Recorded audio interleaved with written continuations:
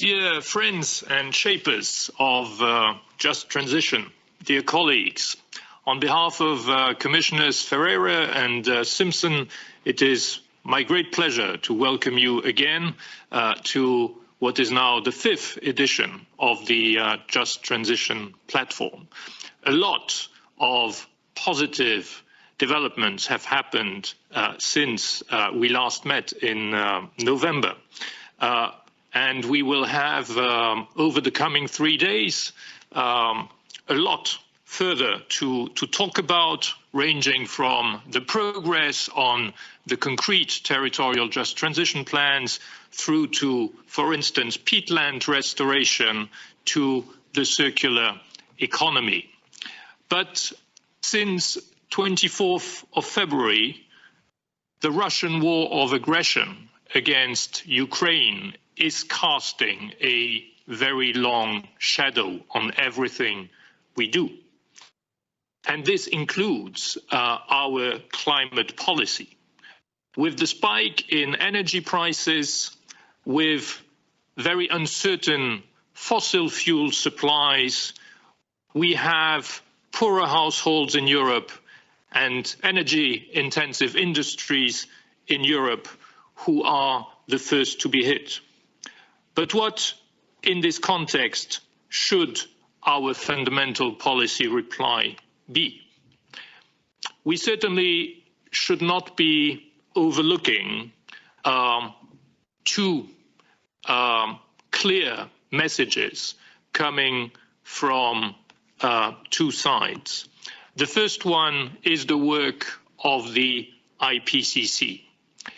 In its latest partial report, it sent a very clear message of urgency to the whole world, and it called for putting emissions on a downward trend within the coming 3 years at world level to have a fighting chance to limit in the medium term the increase of temperatures to 1.5%.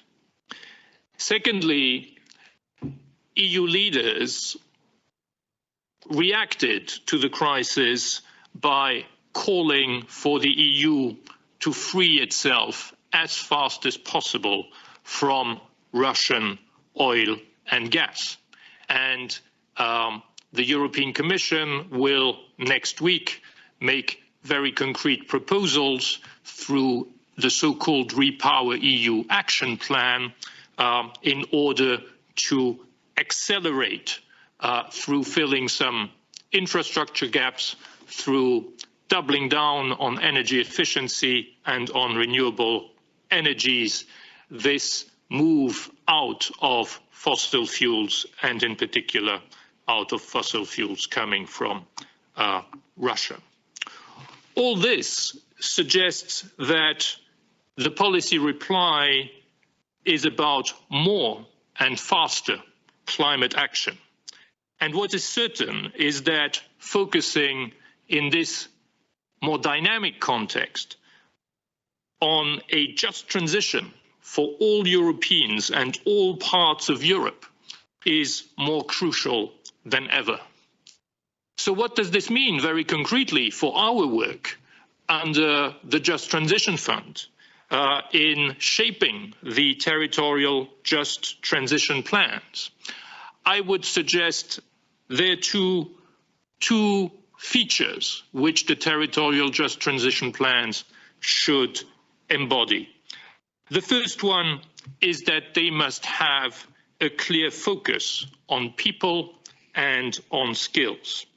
The second one is that they must involve and embrace all, not only at the design stage where we still are, but also soon at the implementation stage. And by this I mean that local authorities, trade unions, civil society organizations, youth organizations should all be fully involved. With these words, I have the great pleasure to pass the floor to Commissioner Simson, who is live from Tallinn with us. Commissioner, the floor is yours. Thank you and good morning, and welcome to our 5th edition of the Just Transition Platform meeting. Last time when we met in this format, that was last November, the world was then completely different, and since then we have overcome the pandemic, but the next crisis has hit us, Russia's unprovoked military aggression in Ukraine. We have risen to the challenge and displayed a united front, first by showing unwavering solidarity with Ukraine and with the Ukrainian people. And in record time, we successfully connected Ukraine to the European continental energy grid. And second, by adopting a series of tough sanctions against Russia, its regime and its supporters. At the same time, we are developing a structural solution to free ourselves from dependence on Russian fossil fuels. And this is the REPowerEU plan. It is the cornerstone of the EU's energy response to the crisis and charts the course ahead.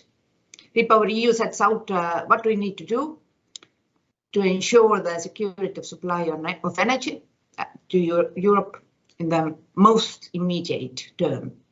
And for this, we need to diversify our imports of fossil gas through our pipelines and LNG terminals, and ensure enough gas storage in the EU before the next winter and for the years after. And this also means cutting our imports of Russian fossil fuels by reducing demand. We are following up on the measures set out so far with a REPowerEU plan, which we are about to adopt. And it will contain an additional set of energy policy measures to speed up the energy transition and strengthen Europe's energy autonomy and resilience. And it will propose concrete measures to urgently curb the consumption of fossil fuels in Europe. Here the answer is clear and was there all along. We need to implement the European Green Deal and fast. With REPowerEU, we will accelerate the insulation of homes and the rollout of renewables, front-loading investments in wind and solar as well as in biogas, which we can produce directly in the EU. And we will also massively invest in hydrogen to be used as an energy carrier, as a solution for storage, and as feedstock for our industry. And the main issue here is not just funding, but time. The time it will take to build wind and solar farms or rooftop solar PVs or install heat pumps in buildings across the EU. And we are looking at where and how to invest most effectively and where the bottlenecks are and the immediate challenges seem to be permitting for renewables and how to upscale the EU workforce. And the elephant in the room today is the future of coal. Let me be absolutely clear. The EU will not deviate from its 2030 and 2050 trajectory towards climate neutrality. And that includes our determination to phase out coal. We have to be pragmatic in the very short term. By next winter, we know that member states are looking to extend the lifetime of some power plants or postpone the closure of others. And this is understandable as an emergency measure to guarantee security of supply. But in the medium term, neither hard coal nor lignite can provide Europe with secure, clean and affordable energy. Coal will be pushed out of the EU energy system by cheaper, cleaner renewables. And carbon-intensive regions broadly face these same challenges. Today, European industry is hit by high energy and raw materials prices, including fossil fuels that form part of industrial processes. And reaching our climate goals and increasing the strategic independence of Europe also means decarbonizing our industry faster than ever before. And we need to invest in new, clean industrial processes, ones that use renewable energy and rely on non-fossil feedstock, such as green hydrogen or EU-produced biogas. And we need to train industrial workers for them to roll out these new processes all across the EU. Coal has no future in the EU energy mix and its industry, but coal regions and the people living in them do. We want the energy transition to be fair and just, and we want to make sure that no region, sector or individual is left behind. And we are already providing funding and expertise to support these regions. The EU initiative for coal regions in transition, for instance, has been providing valuable support for nearly 5 years. And this is why you, the Just Transition platform, are so vital. Your knowledge and guidance will help coal-dependent and carbon-intensive regions to unlock support through the Just Transition mechanism. The Just Transition Fund is a valuable resource for this. And of course, it doesn't claim to solve all the problems that this transition and transformation faces, but it is a good starting point. But we need to work together and work more intensely, and I'm very happy to see the progress being made on the preparation of territorial just transition plans right across member states. We are now entering the last mile of planning, and we are heading for adoption of plans around the summer for a few pioneering countries. And I fully appreciate that this is the culmination of months and years of joint work, and I applaud you for the time and effort you have invested, but I still count on you to finalize draft plans as soon as possible. And having the plan approved by the Commission will mean you can start implementing, which is what we all look forward to doing. And we are almost there. This week, we are organizing this Just Transition platform meeting to give you the inspiration to make final touches to your draft plans before submitting them to the Commission. And we also hope to equip you with some additional ideas to move to the next step, delivery on the ground, the actual implementation of the projects. So I am sure you will make the most of this opportunity, and I am wishing great discussion for all of you and a very productive 3 days. Thank you. Commissioner Simson, thank you so much for sharing, I think, a very clear vision for the medium term, and also for your words of appreciation and encouragement for the finalization of territorial just transition plans and their implementation.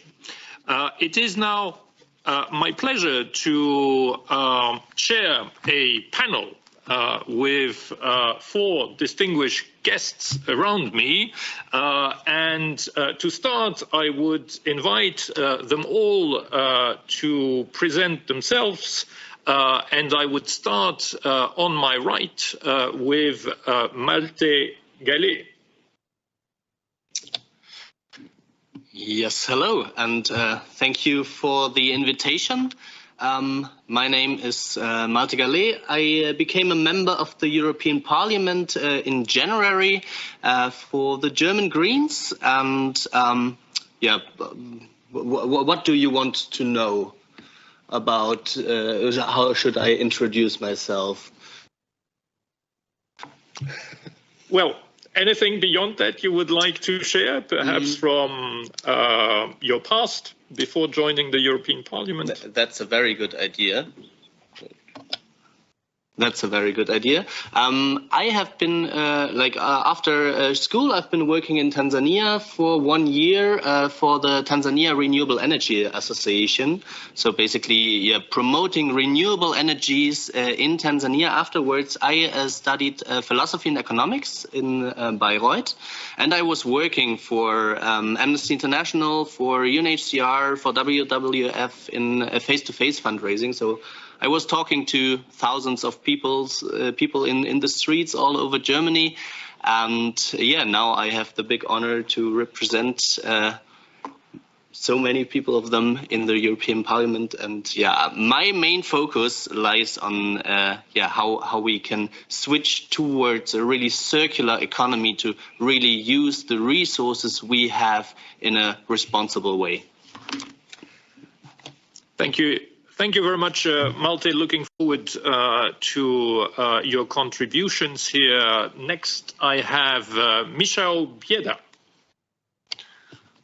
Hello, everyone. Thank you for the invitation to take part in this panel. I am Deputy Mayor of Betham, a city in Silesia, a coal mining region in Poland. I am responsible for municipal infrastructure, EU funds, collaboration with foreign countries and cities, and spatial plans, as well as the transition program for our city. I am also a member of a committee created by the Marshal of our region to discuss the territorial transition plan for our region, Silesia. Thank you. Thank you very much. Michał, I turn now to my left with Miłosława Stępień. Good morning. It's a pleasure to be here. The first time I took part in the platforms was many years ago as a local activist. Right now I'm representing CE Bank Watch Network, and I'm the Just Transition campaign coordinator for Central and Eastern Europe. We work primarily in a variety of regions that are transitioning in Central and Eastern Europe. Our work is very much on the ground. What we try to do is connect the needs, demands, and challenges that we see on the ground, gather information about those, see what is needed to help the transition move along, and to create answers and address the issues that these regions are having. So one of the many things we do is we meet with the European Commission in order to sort of give them more knowledge of what is happening in the regions. We also have a variety of briefings that we write. So at the moment, this year we have the Year of the Youth in Europe. And this is a very important year because it focuses on the reason why we are transitioning, why we have made this decision. This reason is because we want the young people of the future to be living in without fear of climate change, and also we want them to be transitioning towards a better future, a future in which they can be healthy, where they're not being subjected to smog, to heat waves, to drought. So this is the focus of this year, also because we want this transitioning to ensure that they have employment in the future, and that this is an employment within a new green economy. So one of the briefings that we have prepared is about youth participation in the just transition process. This is something that unfortunately until now has been pretty low in a lot of the regions, something that we need to look at increasing in the coming years as we implement, because we need a lot of the projects to be focused on providing opportunities and also employment for the young people that are entering the job markets. And another of the briefings that we've just recently launched would be the project implementation briefing. This is ahead of the next element that we will be entering, the next phase that we will be entering in the just transition process, because as I'm sure a lot of you know, we're all waiting for the approval of the plans, of the just transition plans for our different regions. And the next element, probably towards the end of the year or the beginning of the next year, will be implementing the transition. So we've asked the question, are the regions actually ready? And I'd be happy to discuss this a bit more later, because it was just supposed to be a short introduction. So I'll hand over to you, Marc. Short and dense. Thank you. I turn to Dr. Konstantinos Philippidis. Thank you, first of all, Marc, for the invitation. I'm really happy that I'm among very interesting speakers and people that coming from transition regions in the European Union. I'm Konstantinos Philippidis, president of Association of Active Youths of Florida, a youth organization that was founded in 2007 when I was really young, first of all. And our main target is to support youth in a region that faces huge unemployment rates, brain drain, and to be honest, right now we are on the edge of to get into a very dramatic era because of this of the transition, not because of the transition, but because of the importance to implement straight away a new project, a new scheme in order to support the area in our region.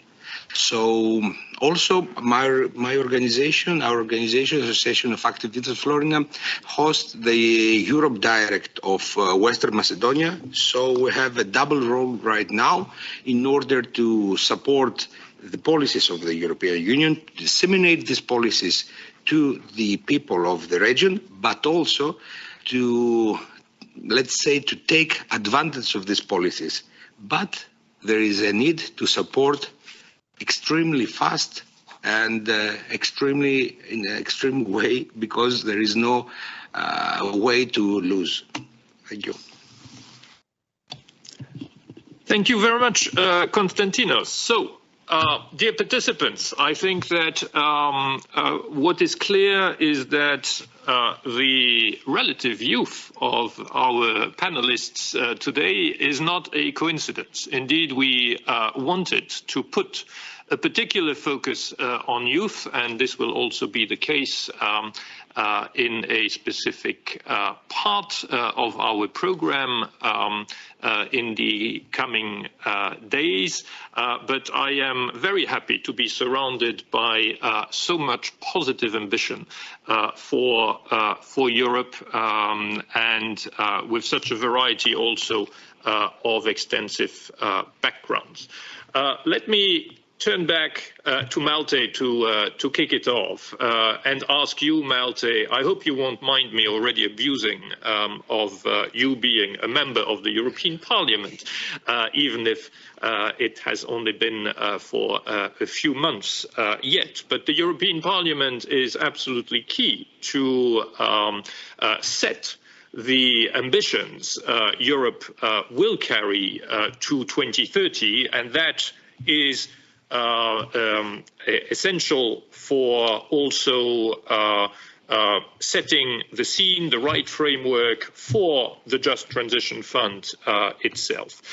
What I'm pointing to is the Fit for 55 package that has been on the table for a while now, and that is being right now negotiated between the European Parliament and the Council. And my question to you is how you see the dynamics, and whether you see that the tragic events unfolding on European soil are focusing minds positively towards having an early agreement, an early ambitious agreement on this key proposal.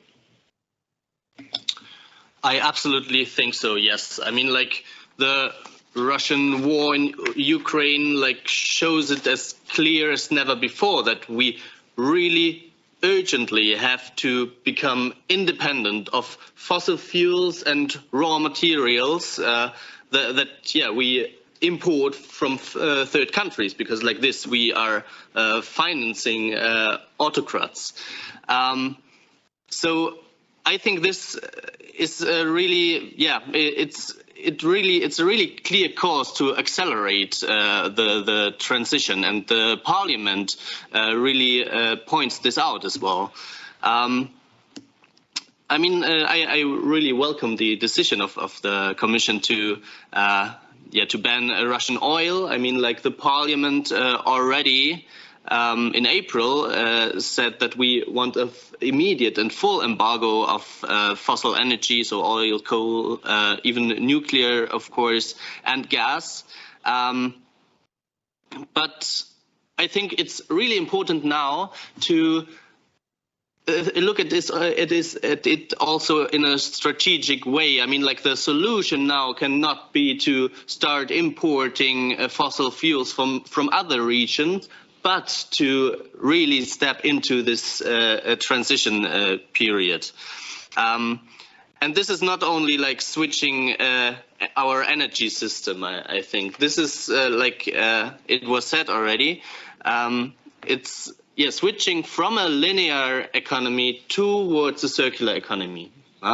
Because I mean, like a fossil industry, it's completely linear. We extract, we burn, and there's nothing that we can recycle, reuse in this work. So the just transition is also, I think, and also what I see in the parliament, really about how do we switch our whole economy towards towards a circularity where we really value the resources we have. And this also means like making our products last longer, paying fair wages to those who repair and who engage in all this sector. And I think that the war in Ukraine is really accelerating these ambitions and is really pushing us in the parliament and in the whole European Union towards a climate neutral continent. Thank you very much, Malte. Moving to Michał now, I think Poland being at the forefront of the repercussions of the war in Ukraine, having now over 1 million Ukrainians on its soil and taking care of them, having also a particularly high inflation rate, all this obviously puts a serious burden on the whole of Polish society and in particular on the poorest. In this challenging context, how do you see the mood, especially in Silesia, of course, around the transition?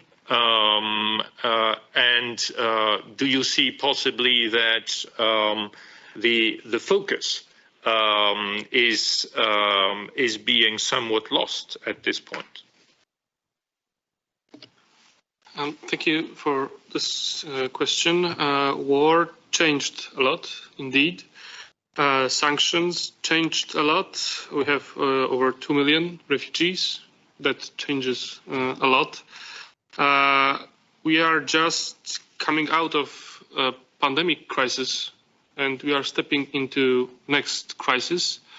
Like you said, inflation, the costs of living, the cost of energy, because when we embargo Russian fossil fuels, the prices are going up. And in these cases, economy is no longer an ally for the transition. Because a few months earlier, economy was our ally because the mining of the coal was less and less profitable. Now it is more profitable. So the moods are to postpone some deadlines and some milestones in the transition process. So what I think we have to do is to speed up some processes, consider some different approach perhaps in some areas, and some deadlines and milestones should be perhaps postponed. What we have to remember is if we want this transition to be just, it's of course very important issue the local economies of the coal mining regions, but also the societies of whole countries, namely hitting must be affordable. And ecology was always costly. So perhaps what we need to speed up is thermomodernization of our housing. It has to be subsidized more, otherwise it would be available only to the richer part of the society. Heating pumps, renewable sources of energy, of course. One huge challenge we still have to deal with is storing the energy, both electrical and heating energy.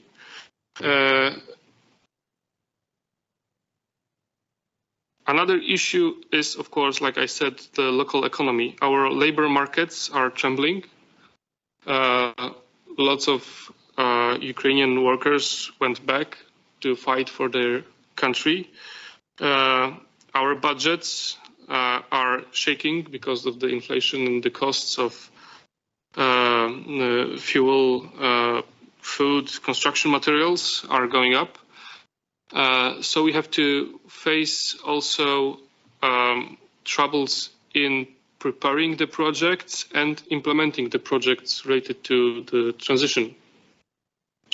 So I think perhaps the recovery plan should be extended to bring some aid with the issues of the transition, because otherwise local economies, the municipalities, the regions would not have enough strength to deal with the transition. Thank you. Thank you very much, Michał, for a sober and clear assessment of the challenges brought also by the war in Ukraine. Mirosława, you already referred to the rich and important work from CEE Bankwatch.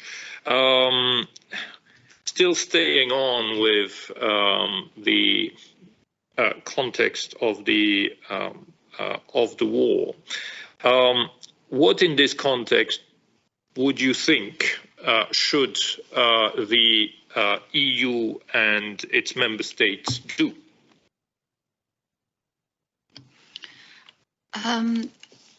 First of all, I would like to say that in many ways, a crisis shows the weaknesses that were already in place. And for that reason, it's a moment when we can reflect on how we can fix the system in order for it to be more resilient. And this is a word that we've used very frequently in recent years. You started with talking about the IPCC report. The IPCC report it has been published for the last 20 years repeatedly saying the same things. And those things is that we need to speed up with certain things. But this is not only for the reason of climate. One of the things that we've tended to forget that this is also for energy sovereignty and for energy independence, because renewable energy sources, energy efficiency, energy sufficiency mean that we will find ourselves in a situation of energy independence. If we had moved along faster with this over the last years, we would be at a completely different place right now. So now is not the time to say, let's stall, let's move backwards. Now is the time to say we have to move forward faster.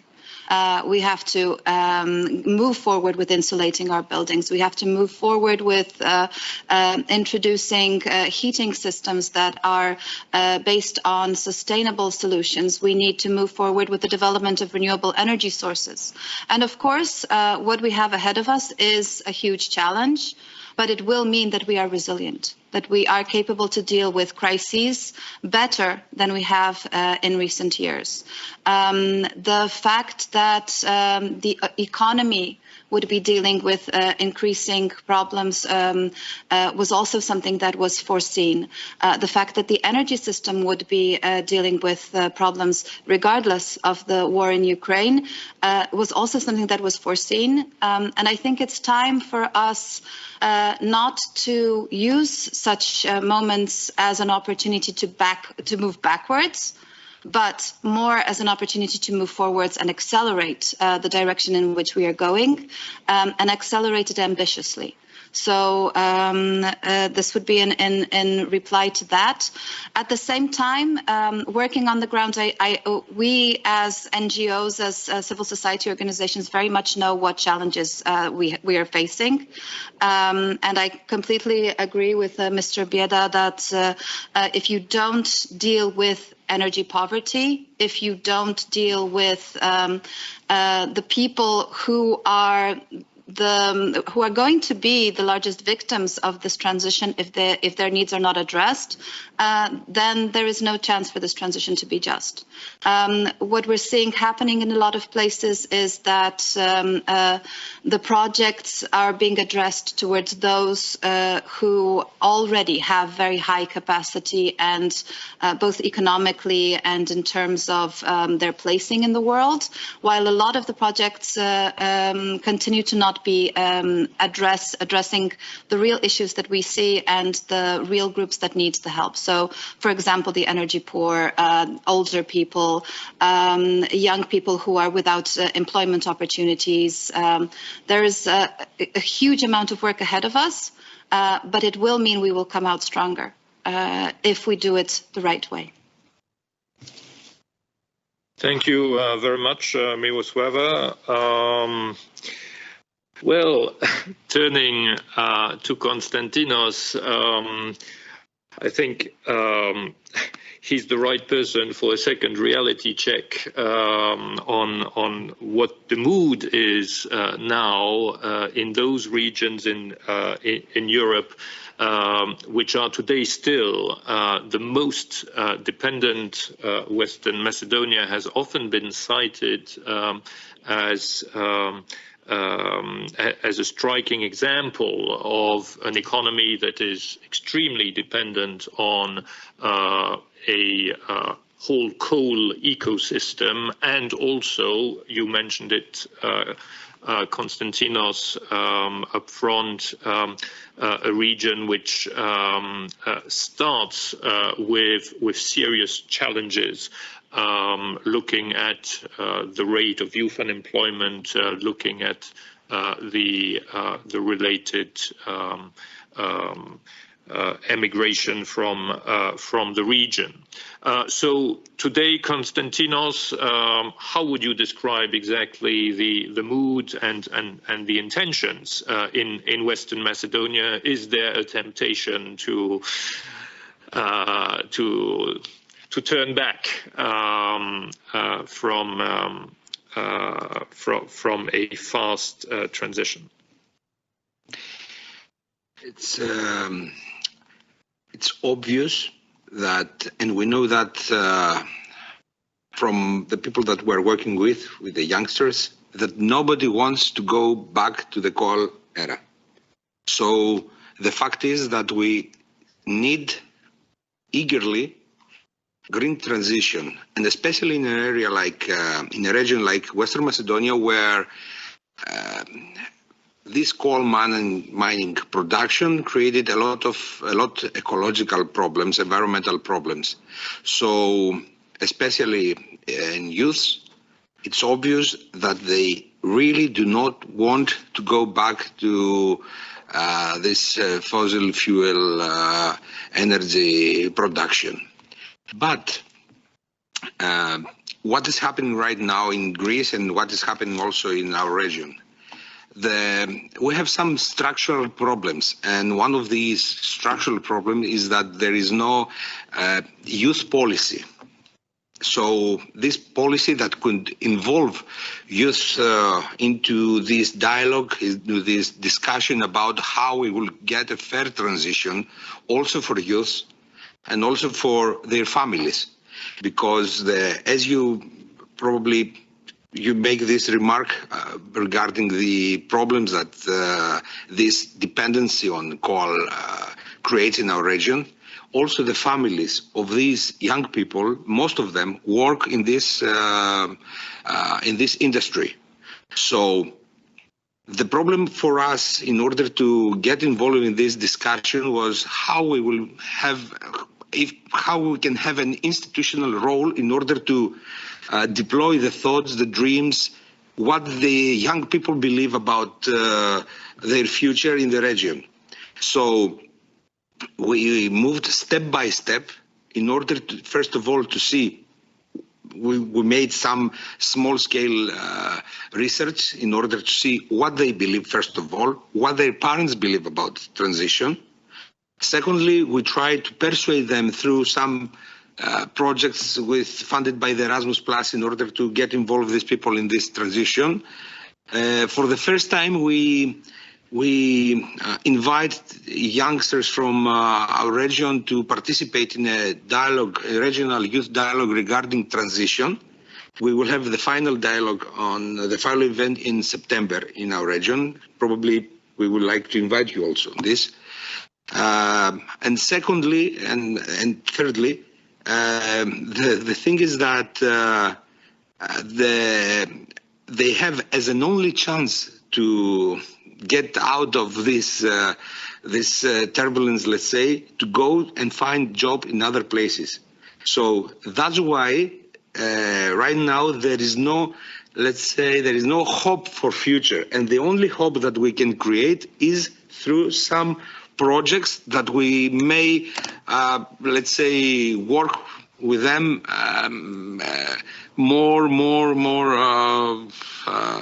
more clever, let's say, in a more good way. So, in order to conclude on this, we have from the one side the eagerness to stop this mining production, to go into environmentally friendly policies, but we need fair transition. And that's why also we have many proposals from youth.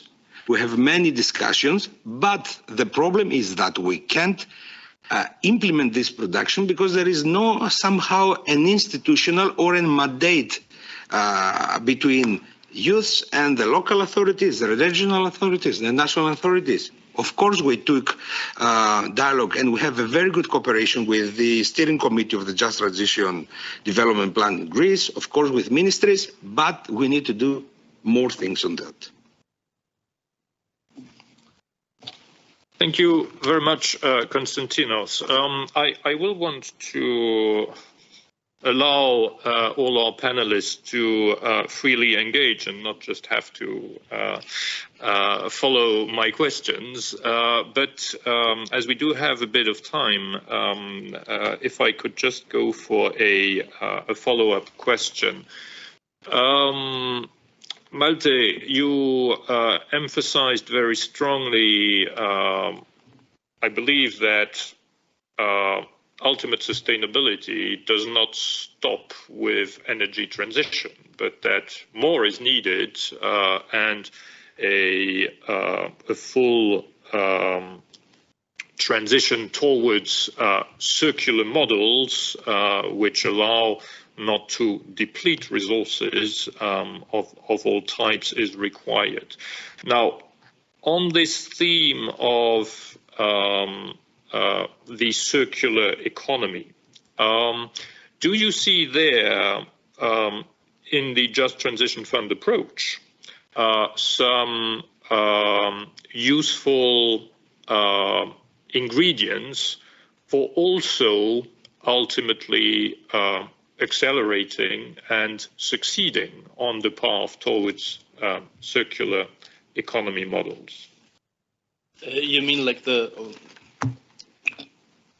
the funding scheme, or yes, like the whole démarche of identifying first the territories which might be facing higher hurdles to move to to circular models, simply because they would be more resource intensive to start with, and then to have this approach of an inclusive process to embrace the whole of the societies, communities involved. Well, in general, I think that this whole transition in the end will be just in itself. I mean, like we can always like engage in making those who suffer in the very first place to compensate them, for example. But if we only look at renewable energies, I mean, like everybody can own them, you know? We don't have to pay for electricity that much as we do right now, because they are already the cheapest. So this is already what makes the whole process of the transition just in itself, because the model where we are right now is unjust. So I have to admit I'm not really sure if I completely got your question right, but as I see it, it's like, okay, how does the whole approach of the just transition? Wait, can you just repeat? I'm really sorry. Can you just repeat it's on one point? No. You were you were answering the question. Don't worry for that. But I was zooming in more on the parts of Europe which might have more difficulty in getting there, simply because their model is, let's say, particularly unsustainable, and moving to sustainable circular models would mean for them, just like for coal regions today, would mean for them a lot of changes in their economic activities. Well, with this example, I always have to think about how the solar and wind industry, with I don't know how many 100s of thousands of jobs in Germany, was just killed within years, and nobody didn't really care, and all of them, they got other things to do afterwards, or most of them. So I'm not that scared of this change, because I mean, like, of course, like in the sum, it's a bit it's at one point many jobs that are lost, of course, but in the end, it's always the individual that has to re-engage into a new way of living their own lives. And yes, of course, like, I mean, our political challenge that we have is to make it as easy as possible for them, of course. And therefore, I think, the main thing to engage in is just education. Because, I mean, like, in this whole transition, we need new jobs and we need new competences. And this is, what politics in general should really focus on, to give the people the ability to be part of this transition. Thanks very much, Malte. Michał, you laid out quite clearly that present circumstances help call making a case for, let's say, a longer transition overall. And you emphasized very much that in order to stay the course, one needs to focus very strongly on those for whom energy is least affordable, and on energy poverty in particular. The Just Transition Fund, as we all know, has this specific feature that it is indeed looking at helping regions invent a new future for themselves. And an essential element of that new future is not the energy transition as such, but it is about replacing jobs which disappear with new jobs indeed. So here, where would you see, looking at it from the local authorities' point of view, in Silesia, where would you see the right equilibrium between, on the one hand, really supporting the move away, the economic diversification of the economy in Silesia, and on the other, as you said, the need to help those who today cannot pay for their heating through, in particular, investments in deep energy efficiency measures, in heating pumps and the like. I think that we have to take these processes parallelly. I mean, at the same time, we have to work on the transition from the point of view of the local economy, like you said, preparing new fields for investment, preparing fields for new jobs opportunities, of course, in the green energy area of the economy.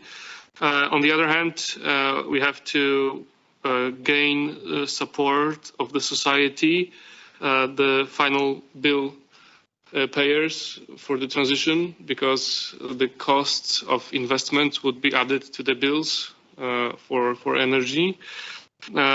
So I hope that our government and their public companies responsible for energy and the mining will use this opportunity of bigger profits on coal to invest them in the renewable sources of energy, to the better grids and to storages of the energy. Thank you very much. Michał, back to you. Miłosława, you have done with your organization, CE Bankwatch, quite an amazing job at ruthlessly, I think, passing judgment on the process of preparing territorial just transition plans through different angles, and notably through the angle of the involvement of stakeholders and of youth, as you said. Strong with that deep knowledge which you have, and looking now forward to the start of implementation of investments to follow and to implement territorial just transition plans. What exactly are your expectations, and what would be your messages towards those who will be calling the shots on which projects to select, to support, and so on? Okay. Yes, I'm not sure if we were that ruthless. I think we were just very focused on the direction in which we wanted to lead the process, primarily because we really do want it to be a just transition, and we need at all points, especially now when we're going into project implementation, to remember the goal. So what is the goal of the transition? What is the goal of the green transformation?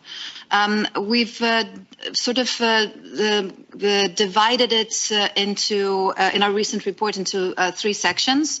So we want to achieve climate neutrality, and in a way that is sustainable from the environmental perspective.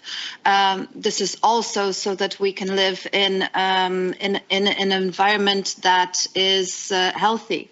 That is, I myself am a mother, and I would like to live in a world where I'm not worried about the air that my child breathes, the water that my daughter drinks, or the food that she eats.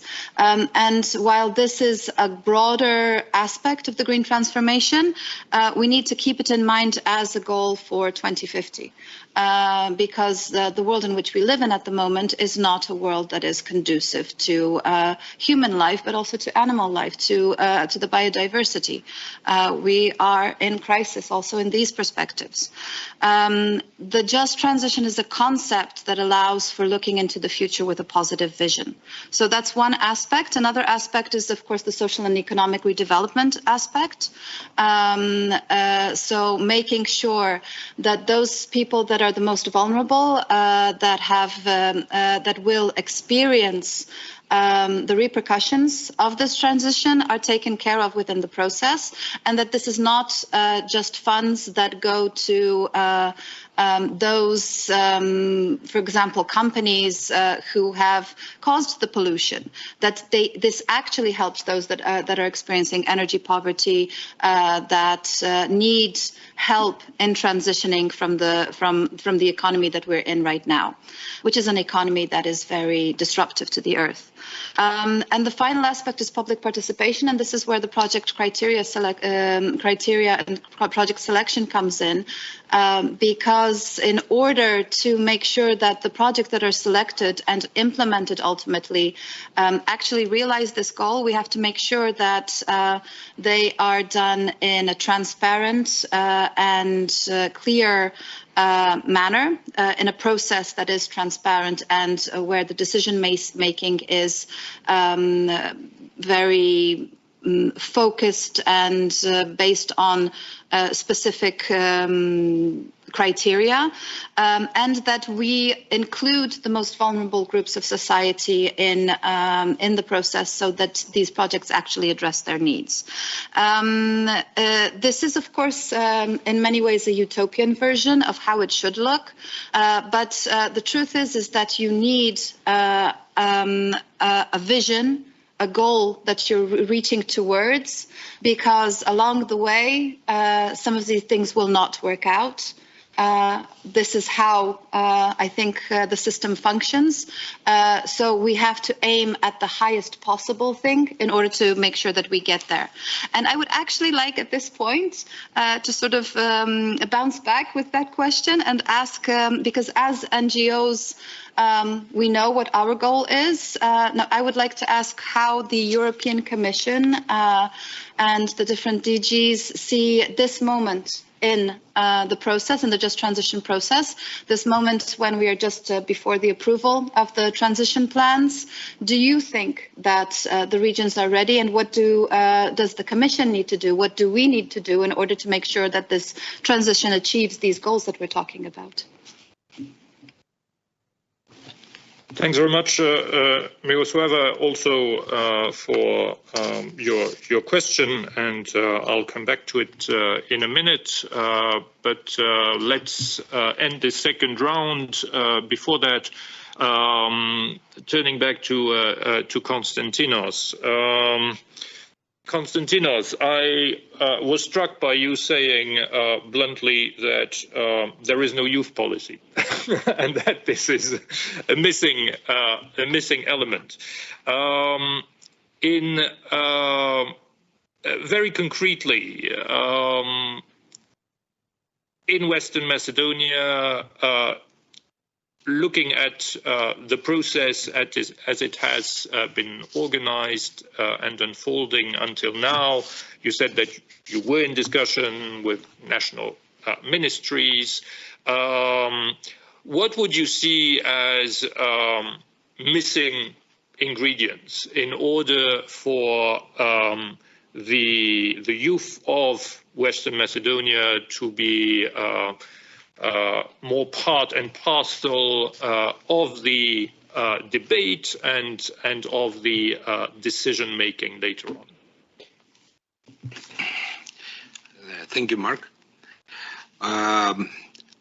There is, first of all, yes, I insist that we need to have youth policy and somehow like youth council, institutional dependency that will lead to more coherent and more productive dialogue and discussion with the decision makers and of course with the regional and local authorities.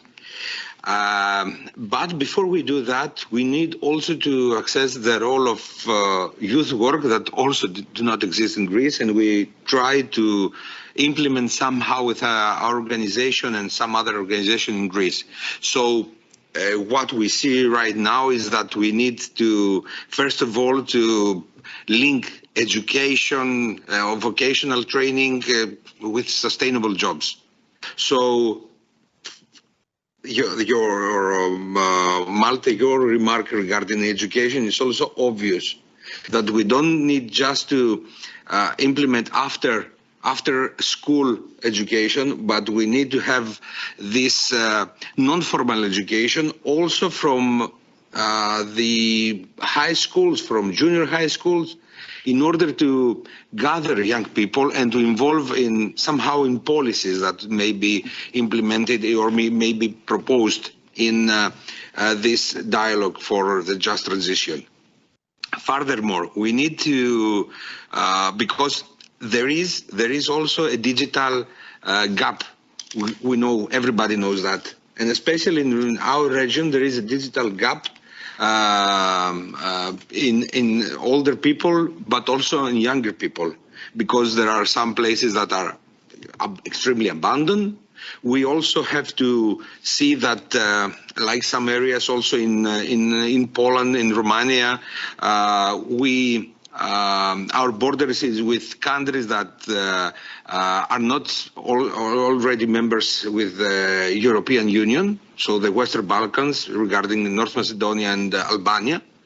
And we also, let's say, we don't have the total packet, the total pack that lead us to have constructive dialogue or constructive policies regarding just transition.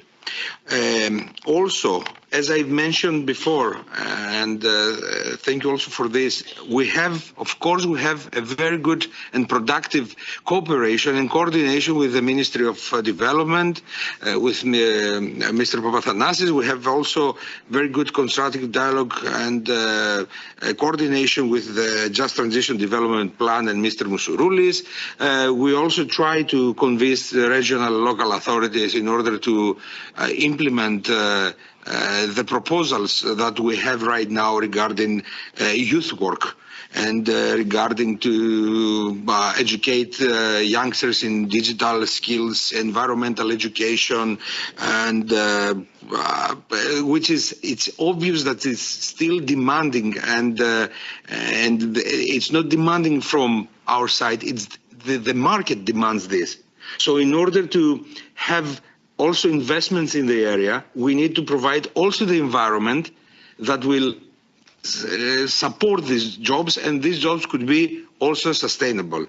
So I somehow believe that we have to do also more things as policies, but also we need to persuade somehow, and this is the role, let's say, also from the Commission, also from the Just Transition Fund, to persuade people to invest also in these areas. And as a proposal, I think that we need also to coordinate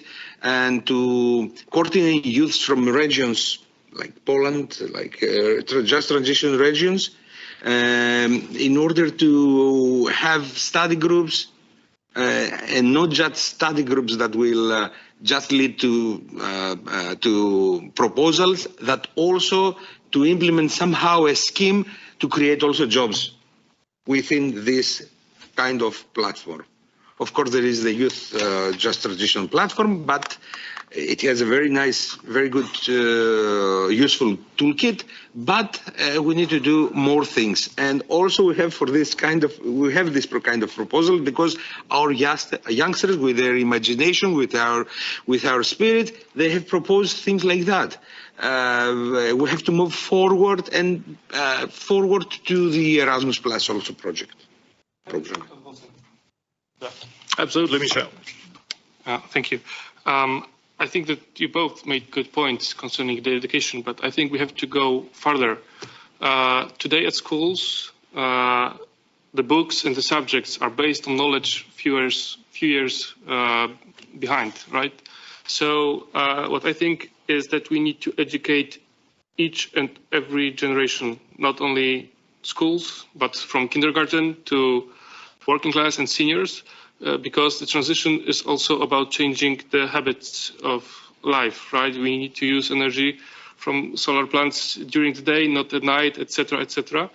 In Silesia, our Marshall office and regional development department conducted, for example, a design thinking workshops, a wide endeavor with students of numerous universities and specializations. So they provided some recommendations which were also delivered to the Commission. And I think that we need to engage not only the youth, which is very important, but also all other generations, because otherwise we will not gain public support for the transition. Thank you very much to all, and I'm very thankful to Michel for having started the more decentralized dynamics, which we are also looking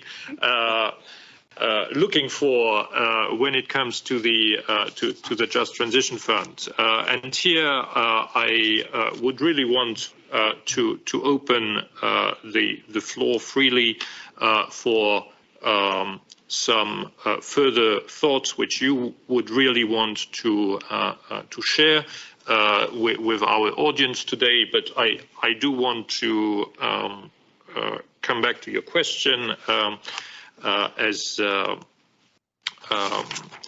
well, Mirosława. I did not mean ruthlessly in a bad way. Absolutely not. I think your work has been most helpful because it was blunt in its assessment. And at this juncture, after heavy investments, I think, by so many people across Europe since we put the first proposal on the table for creating the Just Transition Fund, and that was back in January 2020, we must acknowledge that there is probably still some room for improvement for really having designed the instruments which we would all be satisfied would make the strongest impact as it is intended by the Just Transition Fund. And here I would mention a few elements. Some of them have been by now agreed upon with member states, others not yet. The first one has been the challenge to keep the territorial focus. There has been a tendency to suggest a widening of the Just Transition Fund intervention to many more territories. And I think that on this one, we can be reassured that that focus remains strong with some adjustments in certain member states, but that focus remains strong.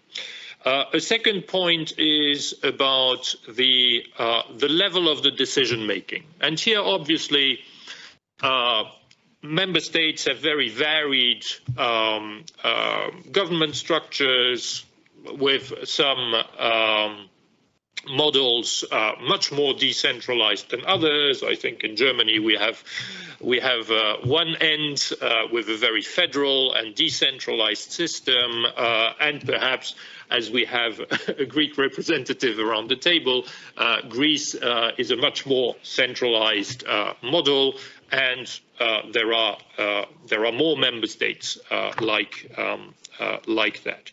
So but I think in all those models still it is not obvious to find the right involvement at the local level. I mean, Michał is a holder of a public mandate at local level, even though in Poland the decision making on the Just Transition Fund will be at the regional level, meaning Silesia specifically will have its own means and will decide on its own. It won't be done from Warsaw. Still, this doesn't mean that the governments will necessarily involve all the stakeholders and first among them the local authorities as should be. So that is, I think, a point of much further attention for us. And very concretely, this means that the composition of the so-called monitoring committees will be key for the dynamics of concrete decision making. And this brings me to the point you emphasized, and I'm very glad you did so, selection criteria. So how do we concretely make decisions on which projects to ultimately support? Here, monitoring committees will, and that's throughout cohesion policy, have a much stronger role on this in the future, and this reinforces the need to have a sound, diverse composition of those monitoring committees. Then we have to also recognize that the philosophy of the Just Transition Fund itself is not yet fully acknowledged, accepted, integrated absolutely everywhere. Some tend to be attracted by the notion, well, this is another fund essentially for energy transition, and especially for big energy groups. And why is there this temptation? It is understandable. Well, because quite uniquely, the Just Transition Fund opens a window to also support large enterprises and enterprises which are covered by the emissions trading scheme. So here, while we do not say no to that, we do have always to insist that if member states go in that direction to use Just Transition Fund money, that it really has to fit into their strategy.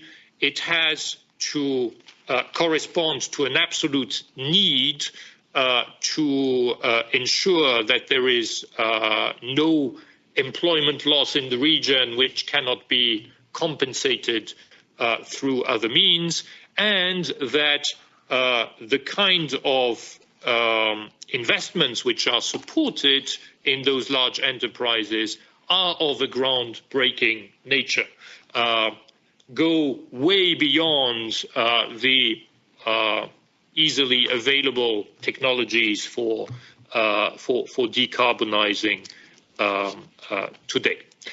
So I think we still have some exciting discussions ahead of us for finalizing the territorial just transition plans, and then crucially afterwards, as you emphasized, for making sure that in the day-to-day decision making, the territorial just transition plans are respected in their philosophy and in their strategy. I spoke far too long myself, so back to all of you for perhaps a final stark message. May I just perfectly. Actually, I wanted to answer to what you said, that of course I totally agree. We have to focus on all generations and not only the youth within this whole process. But I think that it's really, really, really important that we really focus on the youth, because like the younger you are, the more important for your whole life are the decisions that you take and the influence that you have on your further life. And I think what is really important, I mean, like currently there's a whole generation fearing like the consequences of the climate crisis. And I mean, like, we are really trying to figure out ways to give hope, and I think we can give hope to them in telling them, okay, we do have the concepts of how future generations can live within inside this circular world. But this means huge changes, of course. I mean, like, we will switch towards, yeah, maybe even less working time and less money, but yeah, more lasting, longer lasting, no such high speed movement of the whole society, basically. So maybe I don't know if this is a right thought, but maybe also of becoming independent of monetary flow, so that we can have the same level, that we have the same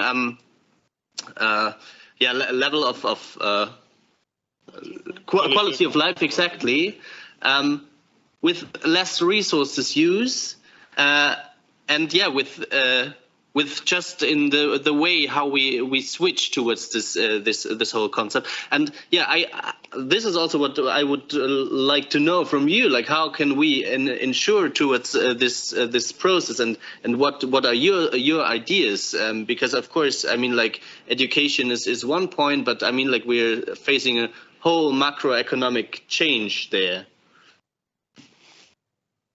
Thank you very much, Malte. Quite a striking thought. We need to accelerate towards a calmer and slower life. And certainly, I think, you know, a majority probably of our populations do aspire to more calm and slowness. The question is how to get there, for sure.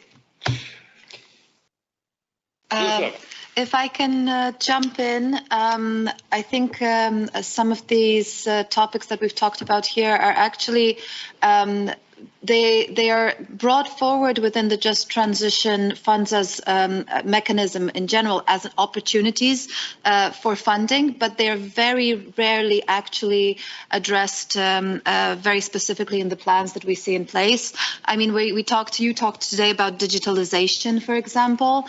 Another one was circular economy, and the Just Transition mechanism adds both of these options as something that can be funded within its scope. but unfortunately, so far we've seen very little focus on introducing such projects in the future in these terms.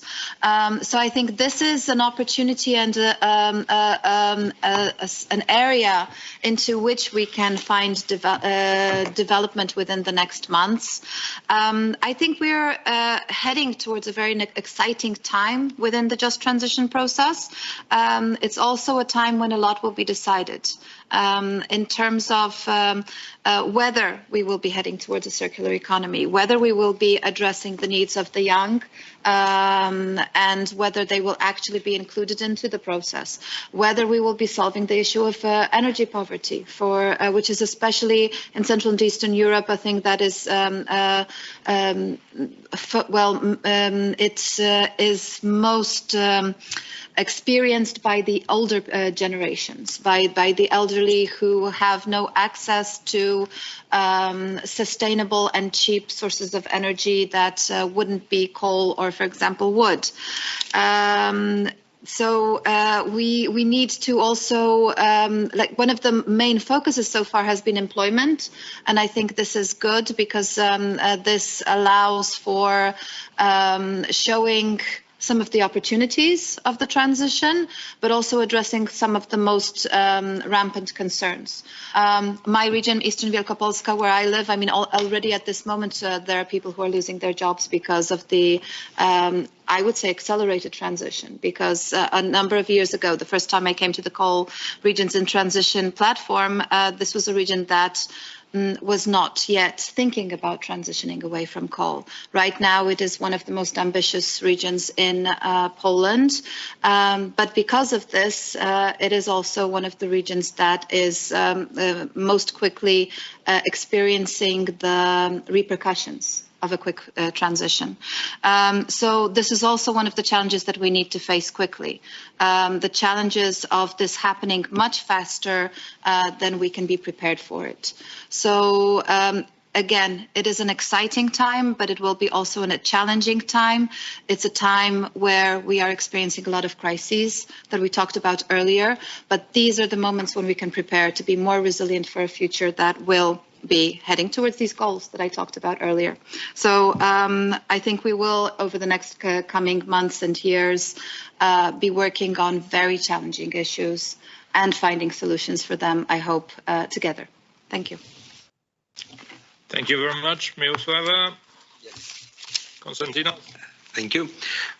To be honest, I have some remarks also for what Malte, Mikael, and Miroslava said.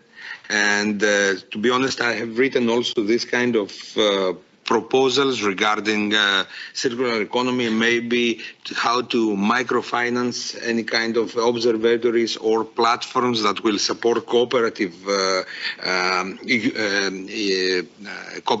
enterprises that will need to be created in regions of transition. And maybe one proposal, I go further, but another proposal may be this, that we can have, for example, funded from solar parks or something, a small budget from these investments that can be, that are right now implemented in this area. But in order to conclude, what I think and what I believe also is that there are no magicians and no magic spells. And to be honest, but the magic exists within youngsters, with their imagination, with their innovative ideas. And that's why I agree totally with Malte that we have to focus on youth. And this can accelerate the change that we need in our areas. I believe that also regarding my region, the region of Western Macedonia, if we succeed to have somehow a new model in transition, this will not be just a success for the region of Western Macedonia, but will be also a success for the European Union, because it was the first region that our Prime Minister, the government agreed that will be in transition. So in order to support also the dream of a of coherency within EU regions, we need eagerly to support also the region of Western Macedonia and to support this region's transition, because I believe that this problem will be, we will face this kind of problems and in other regions.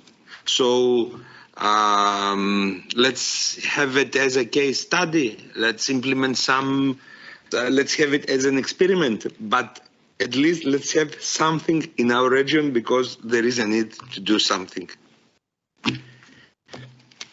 Thank you very much, Konstantinos, Mirosława, Michał, and Malte. Well, what I want to thank you most for is your passion. Keep it up. And as we have run out of time, I would just repeat two sentences which struck me very much. The first one, Konstantinos, you just said it. Magic exists within youngsters. I couldn't agree more. Listening to youngsters more is what we need at this exact juncture. Youngsters are the flag bearers of change, of necessary change, and they are the ones who can best challenge the status quo, which, as we all know, is absolutely not sustainable and needs to be overcome. The second quote, more general, is from Mirosława. You said, Mirosława, just transition allows to look into the future with a positive vision. And this is exactly what the right spirit, I think, for the Just Transition Fund, for the Just Transition Mechanism, and for all our collective work on this. And with this, I would like to thank very much our panelists for their thought-provoking contributions today. Thank our audience for your attention, and invite you already to stay tuned for the next session, which will be zooming in on the state of preparation of territorial just transition plans. I said there has been quite a lot of progress over the past month, but that session will certainly also recognize the way still ahead in order to have the best, most solid, soundest starting point for deploying just transition mechanism means. Thank you all very much, and I wish everyone an excellent 3 days of mutual enrichment. Thank you all.